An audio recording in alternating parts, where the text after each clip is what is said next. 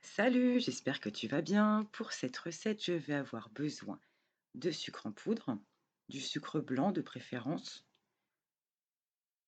du gros sel.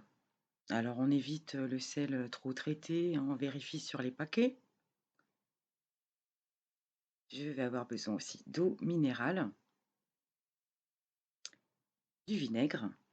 Alors 8%, 10%, vinaigre blanc ou vinaigre de cidre, ça fonctionne très bien. Et des pots préalablement nettoyés et stérilisés. Et évidemment les œufs qui sont déjà dans ma marmite.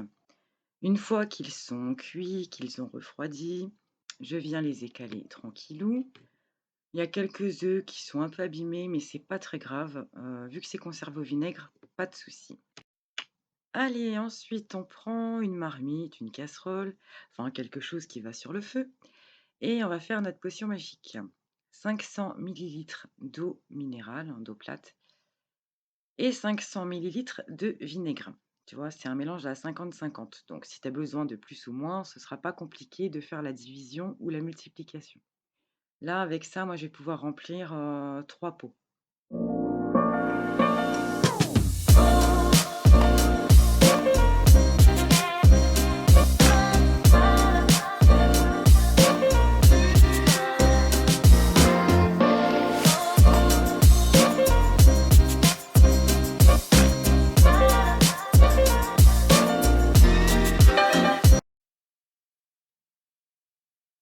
Allez.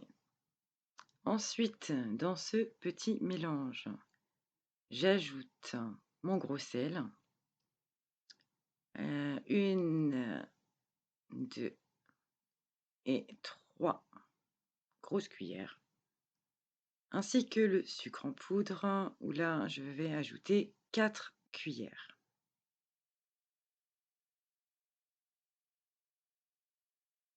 Et je mets tout ça à chauffer.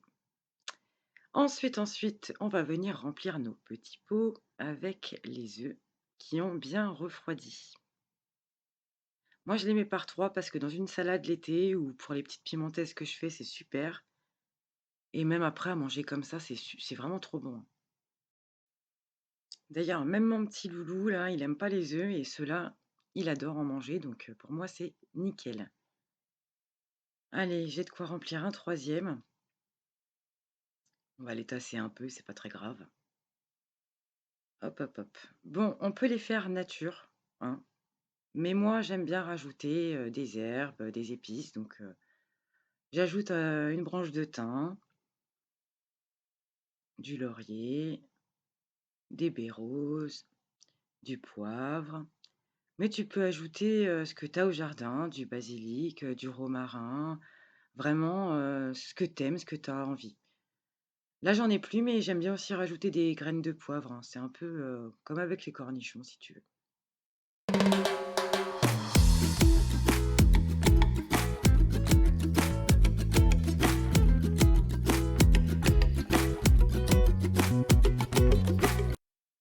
Je viens ajouter une pincée de gros sel. Pour la conservation, c'est toujours mieux.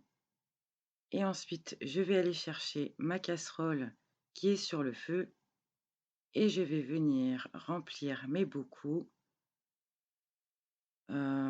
jusqu'à hauteur non, hein. On laisse environ 1 centimètre, mais il faut quand même que les œufs soient bien immergés dans la solution. Bon, une fois que c'est bien rempli, tu vois, comme là, je vais placer mes couvercles. Alors attention, vraiment, ça brûle les doigts, tu vois, je suis allée chercher un torchon. Allez, on ferme bien et tout de suite, on retourne jusqu'à complet refroidissement. Complet, complet, hein. On les laisse, même si ça dure la nuit, c'est pas grave. Bon, en général, moi, j'attends, allez, 3-4 heures. OK, là, c'est bueno. Voilà.